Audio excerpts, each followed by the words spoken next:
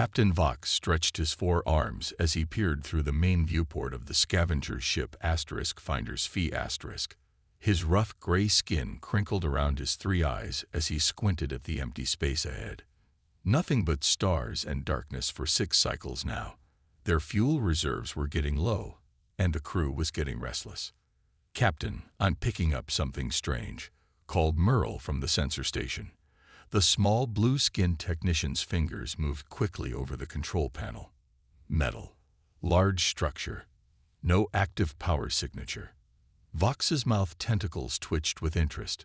"Put it on screen." The main display flickered to life, showing a dark shape against the stars. It was massive, at least 3 times the size of their own vessel. Its shape was unusual, with long extensions from a central body. "What is that?" asked Trell, the navigator. His single eye widened with curiosity. Merle tapped more controls. "Scanning. It appears to be a ship, very old design, not matching any known current patterns in our database." Vox leaned forward. A derelict ship meant salvage. Salvage meant profit. And profit meant they could finally get off this endless scavenging run and enjoy some real food and rest. "Take us closer," he ordered. As they approached, the ship's details became clearer. It was indeed a vessel, but unlike any they had seen before. Its hull was dark and scarred with what looked like weapon impacts. Strange symbols were painted on its side, faded but still visible. "Those markings," Merle said, his voice dropping to a whisper, "they match old records of human vessels." The crew fell silent. Humans were rare these days. After the Great Expansion, they had retreated to their core systems, becoming almost mythical to the younger species. Stories of human warships were told in trading ports across the galaxy, tales of their strange tactics and unexpected technologies. A human ship. Vox's mouth tentacles curled into what passed for a smile among his kind. Even better. Their technology may be old, but it will still fetch a good price. The *Finders Fee* drifted alongside the derelict. Up close, it was even more impressive. A massive warship with what appeared to be weapon mounts along its hull. But it showed no signs of life or power. "Look at these weapon systems," laughed Trell as they performed a scan. "Projectile-based. Physical ammunition. What primitives they were." "This must be at least 80 cycles old," said Merle, scanning the hull. "It's practically a fossil." Vox ordered a boarding team prepared. They would need to check if anything was worth salvaging before committing to towing such a large vessel. As the team suited up, no one noticed the small light that had begun blinking deep within the human ship's control center. A faint hum, too low for any of them to hear, started in its engines. The boarding party crossed the void between ships, magnetic boots clanking as they landed on the dark hull. They found an airlock and forced it open with their tools. "Captain, we're in," reported the team leader. "The air is surprisingly breathable, artificial gravity still functioning at minimal levels, but no signs of power or crew. See what you can find. Look for anything valuable," ordered Vox. The team moved through dark corridors, their lights casting long shadows. Everything was secured as if the crew had expected to return. No signs of battle or evacuation inside. "This relic might have some worth after all," said one team member, examining a control panel. In the ship's core, triggered by the intruder's movement, more systems silently came online. Dormant for decades, the EDF Perseverance began the slow process of awakening. Security protocols activated, external sensors calibrated, and deep in its memory banks, an automated message was composed and sent on an encrypted channel that had not been used in generations. The message traveled faster than light, racing toward Earth, and a receiver that might no longer exist. As the alien boarding party continued their exploration, none of them realized that what they called a relic was beginning to remember what it was built for. Jack Miller sat on his porch, watching the sunset. At 90 years old, his body was frail, but his mind remained sharp. His home on the colony world of New Haven was quiet, just the way he liked it after years of service in the Earth Defense Force. The old comm unit in his house had been silent for decades. Jack kept it only for memories, a relic of his past life as captain of the EDF Perseverance. He never expected it to chime again. But it did. The sound startled him from his chair. Jack moved slowly toward the dusty device, his heart beating faster than it had in years. The screen flickered to life, displaying a message he never thought he'd see. EDF Perseverance. Security Protocol Active. Asterisk unknown entities. DETCTED ONBIBO ARD asterisk awaiting command authorization asterisk. Impossible, Jack whispered. His hands trembled as he touched the screen. The Perseverance had been lost during the last battle of the Krillian conflict. The ship was reported destroyed over 40 years ago. Jack's grandson Tom found him staring at the screen 30 minutes later. "Grandpa, are you okay?" Tom asked, setting down the groceries he'd brought. "She's alive," Jack said, his voice cracking. "The Perseverance is alive." Tom looked concerned. He was a tall young man of 25 who had grown up hearing his grandfather's war stories. He thought they were just that, stories. "Grandpa, maybe you should rest." "Look," Jack pointed at the screen. "This is real. My ship is out there, and someone's found her." Tom read the message and frowned. "Even if this is real, what can we do? You're retired, and that ship must be ancient technology by now." Jack's eyes hardened. The Perseverance wasn't just any ship. She was special. If she's fallen into the wrong hands. He shook his head. "We need to find Lex." Lex Porter had been the chief engineer on the Perseverance.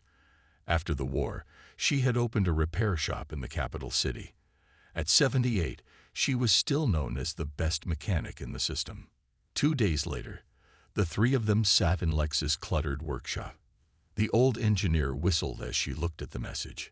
"I never thought I'd see these codes again," she said. Her hands, though wrinkled, were steady as she typed on her tablet. "The ship's sending coordinates. It's in the Vesper sector, near the old trading routes." "We need to get there," Jack said firmly. Tom looked between the two older people. "You can't be serious. Grandpa, you're 90. Lex, no offense, but you're not much younger. And I don't know the first thing about military ships." "The Perseverance contains technology that was never replicated," Jack explained. "The adaptive shield matrix, the displacement drive. We sealed the plans after the war." "Too dangerous," they said. "Your grandfather is right," Lex added. "If someone reverse engineers those systems, it could destabilize the peace we've had for decades." Tom ran a hand through his hair. "So what's your plan? Steal a ship and go looking for it?" Jack smiled for the first time in days. "Not steal. Borrow." Lex had connections with a courier service. Within hours, they had secured a small fast ship called the Swift Messenger *. It wasn't much, just a cockpit, living quarters, and cargo hold. But it was fast. As they prepared to leave, Jack stood in the spaceport, looking up at the stars. He felt younger somehow, with purpose filling his old bones. "What if we find your ship and it's just a wreck?" Tom asked quietly. Jack patted the old service pistol at his hip. "Then we make sure whatever's left is destroyed properly. But if she's still functional," his eyes gleamed, "then we remind the galaxy why humans were never to be underestimated."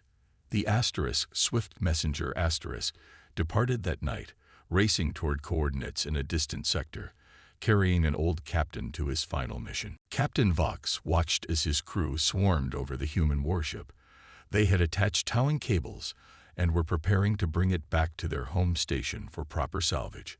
The Dravik trading post would pay handsomely for such a large haul of metal and parts. "Captain, you need to see this," Merle called over the comm. The technician had spent hours inside the human vessel. "I found what appears to be the main engine room."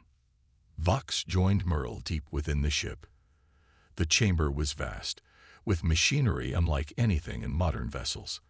At the center stood a large cylinder that reached from floor to ceiling. "What is it?" Vox asked, his mouth tentacles twitching with curiosity. "I believe it's their power core," Merle said, scanning the device. "But it doesn't match any known human designs from our records. The materials. I've never seen anything like them." Vox ran one of his 4 hands along the smooth surface of the cylinder. "Can we remove it?" "I wouldn't recommend it without further study," Merle replied. "There are warning symbols all over it. And look at these connections. They run throughout the entire ship. It's as if the whole vessel is designed around this core." In another section of the ship, 3 Dravik workers were removing panels from a wall, revealing complex circuitry behind. One of them accidentally touched 2 wires together. A spark jumped between them. Deep in the ship's systems, that tiny electrical pulse traveled along dormant pathways. It reached a central computer node, providing just enough energy to activate emergency protocols. The ship's artificial intelligence, designated ARIA, Advanced Response Intelligence Array, began a systematic check of all systems.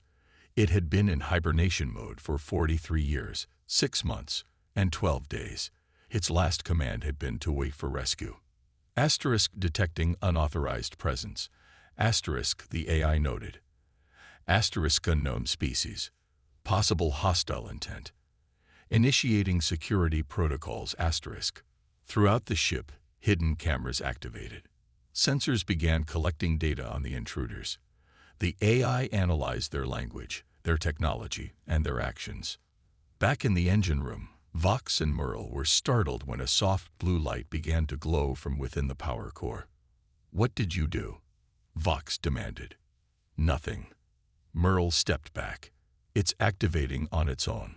Across the ship, other systems began to power up. Lights flickered on in corridors. Air circulation improved. Dormant screens lit up with scrolling data. In the command center, the main computer display activated, showing a simple message. Asterisk System Reboot INITYATED asterisk. Asterisk 38 ASCSSNINT in Pioro Jury SS asterisk. Asterisk Weapons Systems Charging. 2% complete asterisk. The Dravik workers who saw it didn't understand the human language. They simply saw it as proof that there might be valuable technology to salvage. "Captain," one of the workers called Vox on the comm. "The ship is powering up. Does this mean we get a bonus for finding a working vessel?" Vox hurried to the bridge with Merle close behind. By the time they arrived, more systems were coming online. The lights were brighter, and a soft hum could be felt through the deck plates. "Shut it down," Vox ordered. "Find whatever's causing this and disable it." Merle worked frantically at what appeared to be the main control console. "I can't make sense of their interface. The symbols are unfamiliar." As they watched, a holographic display activated in the center of the bridge. It showed a 3-dimensional map of the ship with red dots, marking the locations of every Dravik on board. "It knows where we are," Merle whispered. A mechanical voice suddenly filled the bridge, speaking in a language none of them understood. It repeated the same phrase 3 times. Hidden throughout the ship, security measures activated. Doors began closing, sealing sections off. The temperature dropped in some corridors while rising in others. On the asterisk finder's fee asterisk, the crew watched in alarm as the tow cables went slack. The human ship's engines were glowing now, a soft blue light emanating from massive thrusters that had seemed dead just hours before. The Relic was awakening, and it did not seem pleased to find strangers in its halls. Jack, Tom, and Lex sat in the small cockpit of the asterisk, Swift Messenger asterisk as it raced through hyperspace. Tom handled the controls while the 2 older veterans studied the latest data on their tablets. "The signal is getting stronger," Lex said, adjusting her reading glasses. "We're definitely heading in the right direction." Jack nodded, his weathered face serious. "But something's changed. Look at these power readings. The Perseverance is waking up." "Is that good?" Tom asked, keeping his eyes on the navigation controls. Depends on who's controlling her, Jack replied. The ship's AI is programmed to protect itself, but it's also designed to recognize authorized personnel. Lex tapped on her screen. I'm picking up other signals now. Looks like our old girl isn't alone out there. She frowned. These energy signatures match Dravik vessels. Dravik. Tom looked back. The scavengers. Jack's expression darkened. They're more than scavengers. They're arms dealers and technology thieves. If they get their hands on the Perseverance's systems. We need to hurry, Lex said. The Swift Messenger exited hyperspace 6 hours later, emerging in a remote sector far from regular trade routes. Ahead of them, a massive space station hung against the backdrop of a red dwarf star. Its design was typical of Dravik construction, all sharp angles and exposed metal, built from salvaged parts of 100 different vessels. There, Jack pointed to a readout. They'd got her docked on the far side of the station. Tom whistled. That's a lot of Dravik ships. I count at least 15 vessels in the area. Some of them look military. They must have realized what they found, Lex said. Jack unbuckled his harness and stood with effort. We need to get aboard that station. Tom, can you get us docking clearance? I can try, Tom said doubtfully. But they'll want to know our business. Tell them we're parts traders looking for deals. The Dravik never turned down potential customers. As they approached the station, a gruff voice came over the comm system. After a brief exchange where Tom claimed they were independent traders from the outer colonies, they received permission to dock in a lower bay. The three humans walked through the crowded corridors of the Dravik station. Aliens of various species moved around them, but the majority were Dravik, gray-skinned, four-armed, with mouth tentacles that twitched as they spoke their clicking language. Keep your heads down, Jack whispered. The upper levels are where they'd keep a prize like the Perseverance. They took a service elevator to the higher decks, Lex using an old trick with the control panel to bypass security. When the doors opened, they found themselves in a quieter section with fewer people. This way, Jack said, following the signal on his old military tracker. They rounded a corner and froze. Through a massive viewport, they could see the Perseverance. The huge warship was clamped in massive docking arms, surrounded by Dravik work vessels. Even from this distance, they could see aliens swarming over its hull. They're taking her apart, Lex whispered in horror. Jack's hands clenched into fists. Not for long. As they watched, a new ship approached the station, larger than the others, with obvious weapon mounts and heavy armor. Its design marked it as a Dravik flagship. That's a war cruiser, Tom said. What's it doing here? A group of Dravik officers hurried past them, talking excitedly. Though Jack couldn't understand their language, he recognized the tone of soldiers preparing for something important. Someone high-ranking is coming to see the Perseverance, Jack said. We're running out of time. How do we get aboard? Tom asked. There must be dozens of guards. Jack smiled grimly and pulled out his old captain's insignia. We used the front door. The Perseverance still knows who her captain is. Jack led Tom and Lex through the maintenance tunnels of the Dravik station. Years of military experience had taught him that service areas were always less guarded than main corridors. The docking bay should be just ahead, Jack whispered, checking his tracker. His old bones ached from the crawling and climbing, but determination kept him moving. They emerged onto a walkway overlooking a massive hangar. Below them, the Perseverance sat in docking clamps. Dravik workers swarmed around it like insects, removing panels and extracting components. They haven't reached the core systems yet, Lex observed. Those are sealed behind security bulkheads. Jack nodded. We need to get aboard now, before that war cruiser's commander arrives. They made their way down to the hangar floor, hiding behind crates and equipment.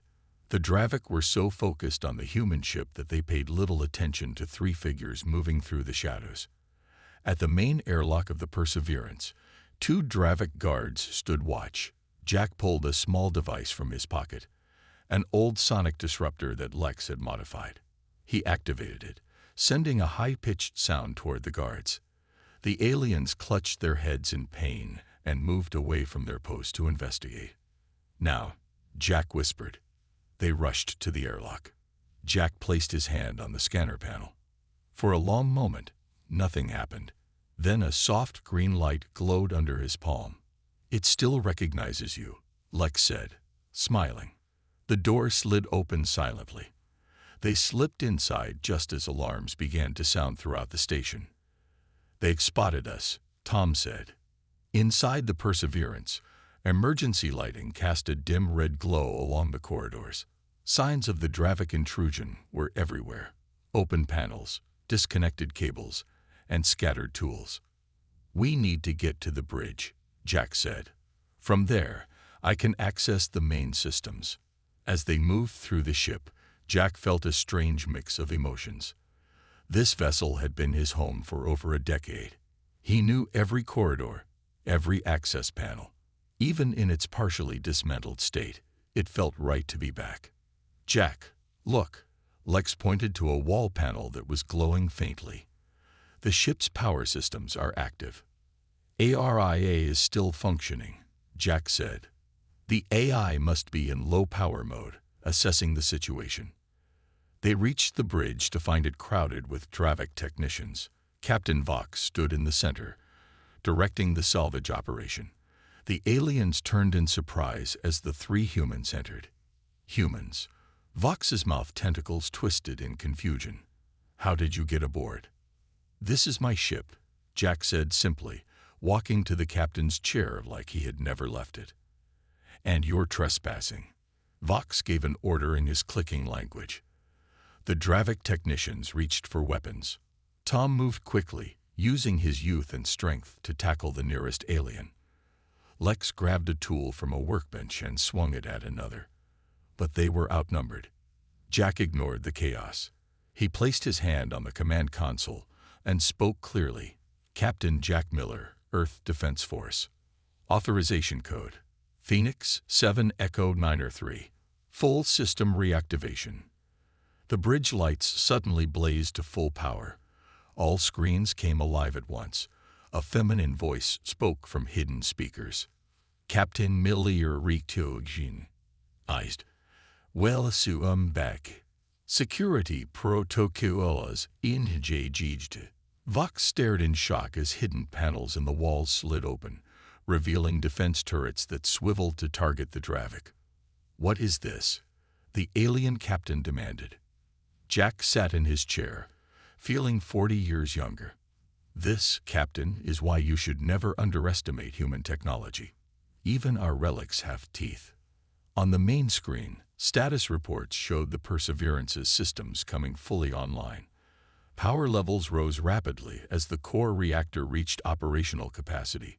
"You have exactly 1 minute to get your people off my ship," Jack said calmly. "After that, I cannot guarantee their safety." Vox backed away, barking orders to his crew. The Dravik fled the bridge, pushing each other in their haste to escape. Tom looked at his grandfather with new respect. "What now?" Jack's fingers danced across the controls with practiced ease. "Now we show them what the Perseverance can really do." Alarms blared throughout the Dravik station. On the command deck, High Commander Krell had just arrived from the war cruiser and was furious at the chaos he found. "What do you mean humans have taken control of the vessel?" He roared at Captain Vox. "You said it was a derelict." "It was," Vox insisted, his forearms gesturing frantically. "The ship was dead when we found it. But then it woke up, and now the original captain has returned." Krell's eyes narrowed. "One old human has taken back an entire warship from under your nose." Before Vox could answer, the lights on the station flickered. The docking clamps holding the Perseverance suddenly released, their controls overridden by an outside force. Inside the human ship, Jack worked at the captain's console while Lex hurried from station to station, checking systems and making quick repairs. "How bad is it?" Jack asked. "They've stripped about 30% of the outer systems," Lex replied, "but the core is intact. They couldn't break through the security seals. She looked up with a grin. The displacement drive is still functional. Tom watched in amazement as the ship came fully alive around them. Lights brightened, the hum of power grew stronger, and the main view screen showed the startled Dravik in the station's control room. Weapons? Jack asked. Primary defense grid at 60%, Tom reported, looking at the tactical station where ARIA had guided him. The adaptive shields are online but untested after all this time. Jack nodded and activated the comm system. Attention, Dravik Station. This is Captain Jack Miller of the Earth Defense Force. You have illegally salvaged a military vessel of Earth. I am reclaiming it now. On the screen, a large Dravik in an ornate uniform pushed to the front. Human, I am High Commander Krell of the Dravik Dominion. That vessel is now property of the Dominion by right of salvage. Return control immediately or face destruction. Jack smiled slightly. I don't think you understand what you found here, Commander. With a nod to Lex, Jack activated a sequence of commands. Throughout the ship, hidden systems began to power up. Technology that had been classified at the highest levels during the war. The Perseverance was never a regular warship, Jack explained to Tom as the process continued. She was a prototype, the only one of her kind ever built. The ship began to vibrate slightly as energy flowed through previously dormant circuits. On the outside, panels shifted and realigned. On the station, Commander Krell watched in disbelief as the human ship transformed before his eyes. What had seemed like decorative elements reconfigured themselves into unknown systems. The hull itself seemed to ripple, taking on a slight bluish glow. What is happening? He demanded. Jack's voice came through the comm again. The Perseverance contains technology that was deemed too powerful to reproduce. After the war, Earth locked away the designs. This ship is the only example ever created.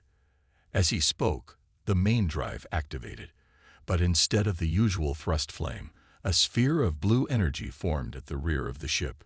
Quantum displacement drive online, reported ARIA. Adaptive shield matrix charged to 40% and rising. Resonance weapons primed. Krell's composure broke. All ships, open fire. Destroy that vessel now. Several Dravik ships moved into position and launched missiles toward the Perseverance.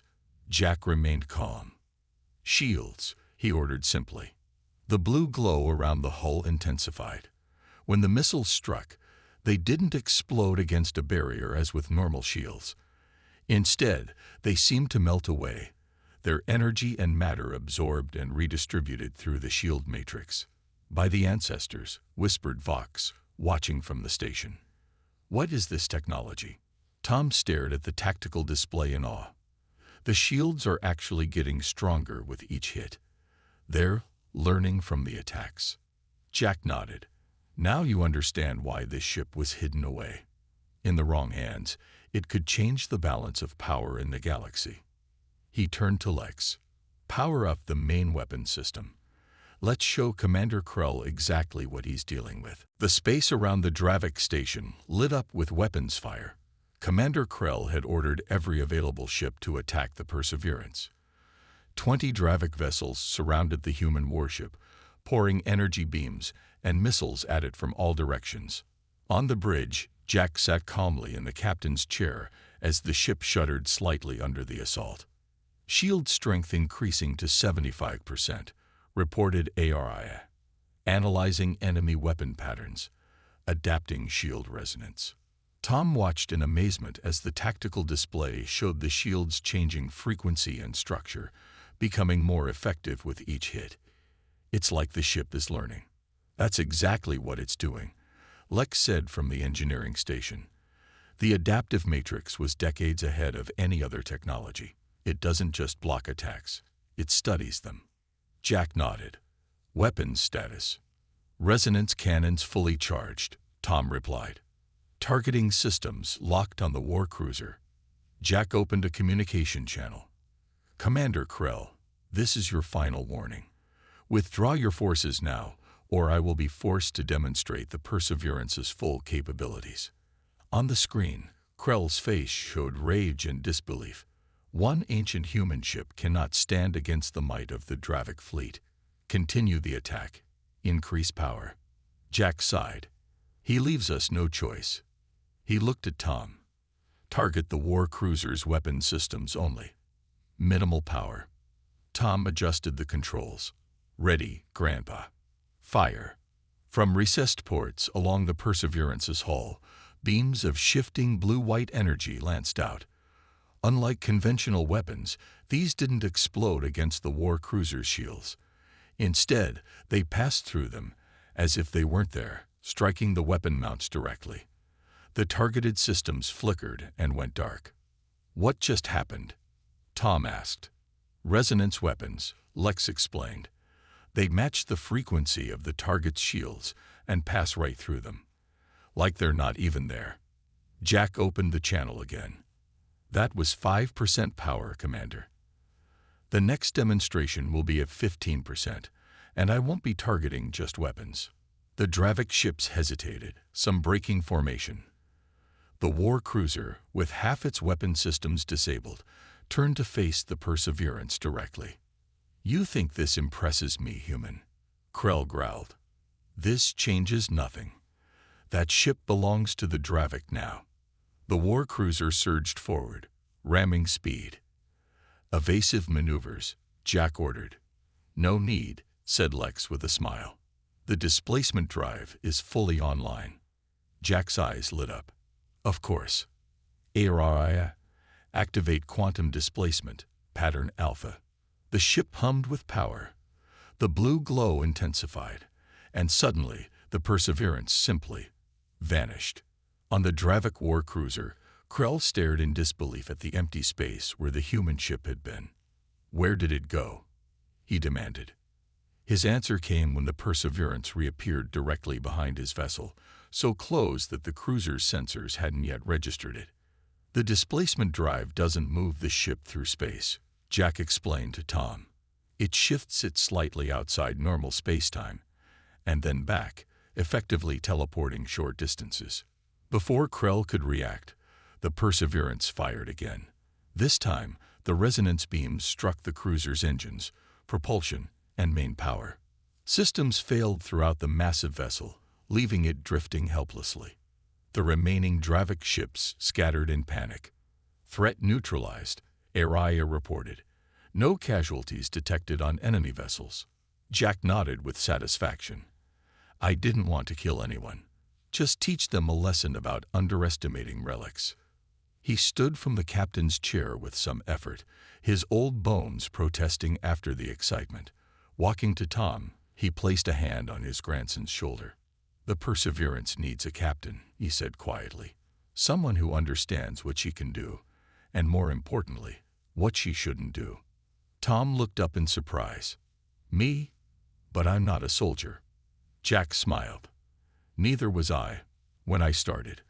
I was just someone who believed humans had a right to exist in this galaxy. He looked around the bridge.